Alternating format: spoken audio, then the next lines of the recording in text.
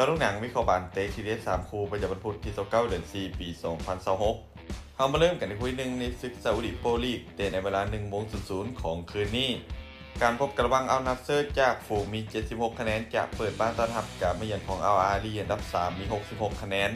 อัลนัสเซอร์เจ้าบ้านประกอบมีฟอร์มการเล่นช่วงหลังที่ค่อนข้างดีอย่างต่อเนื่องโดยการเก็บชัยชนะได้5นัดติดต่อกันในทุกรายการโดยเฉพาะเกมบุกของทีมที่ถือว่าอันตรายจากคาซาเดียในการยิงประตูอยู่ที่ 2.7 ประตูส่วนอัลอาลีทีมเยือนมีฟอร์มการเล่นที่ดีบ่แพ้กันด้วยการชนะ4เสมอ1จาก5เกมหลังสุดเกมบุกของทีมยังถือว่าใช้ได้แต่ความเจ็บคมยังอาจจะบ่เท่าเจ้าบ้านรวมไปถึงเกมรับของทีมยังคงมีซองโวยเห็นในบางครั้งเกมนี้ภาพรวมอัลนัสเซอร์พวกเขายังคงเหนือกว่าเล็กน้อยจากฟอร์มการเล่นและการเล่นในบ้านแต่อัลอาลีพวกเขาบ่เป็นทีมที่จะแพ้ง่ายๆเกมนี้อาจจะเป็นเกมที่สูสีการคาดการณ์สกอร์ที่น่าจะเกิดขึ้นอัลนัสเซอร์จะเปิดบ้านเสือนเอาชนะอัลอาลีไปด้วยสกอร์2-1มาตอนคู่ที่2ในศึกยูฟ่าแชมเปี้ยนลีกรอบ4ทีมสุดท้ายนัดแรกเตะในเวลา 2:00 ของคืนนี้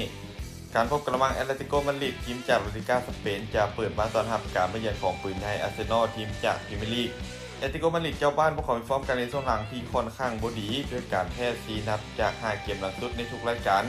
แต่จุดแข็งของทีมคือเกมในบ้านบวกกับแท็กติกเกมรับทีมมีความเหนียวแน่นส่วนอาร์เซนอลทีมเยือนพวกเขามีฟอร์มโดยรวมที่ถือว่าดูดีกว่าเกมบุกของทีมมีความหลากหลายต่อบาดดี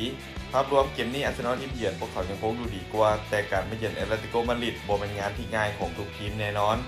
การคาดการณ์สกอร์ที่น่าจะเกิดขึ้นแอตเลติโกมาดริดจะเปิดบ้านเสมอกับอาร์เซนอลไปด้วยสกอร์1-1มาตอนคู่ที่3ในศึกพรีเมียร์ลีกของโปรตุเกสเตะในเวลา 2:15 ของคืนนี้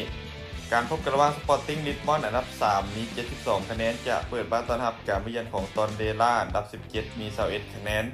สปอร์ติ้งเจ้าบ้านพวกเขามีฟอร์มการเล่นช่วงหลังถือว่าบ่ค่อยดีมีชนะแพ้สลับกันแต่เกมบุกของทีมยังถือว่าโหดจากคาซาเดียในการยิงประตูอยู่ที่ 2.5 ประตูต่อเกมรวมไปถึงการเล่นในบ้านของพวกเขาถือว่าเป็นจุดแข็งส่วนตอนเดล่าทีมเยือนฟอร์มโดยรวมค่อนข้างแย่ยังชัดเจนเกมรับของทีมมีปัญหาเสียประตูง่ายเวลาพบกับทีมใหญ่มักจะต้านทานได้ยาก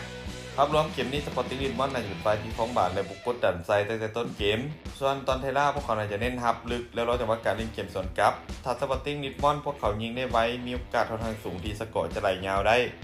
การคาดการณ์สกอร์ที่น่าจะเกิดขึ้นสปอร์ติ้งลิสบอนจะเปิดบ้านเอาชนะตอนเทล่าไปด้วยสกอร์3-0สุดท้ายนี้ทุกคนสนใจแนวทางดีๆแบบนี้อย่าลืมกดไลค์กดแชร์ออกไปเพื่อเป็นแนวทางเพิ่มเติมและไปสนใจอยากลงทุนสามารถกดลิงก์ผ่านหน้าช่องได้เลยเด้อ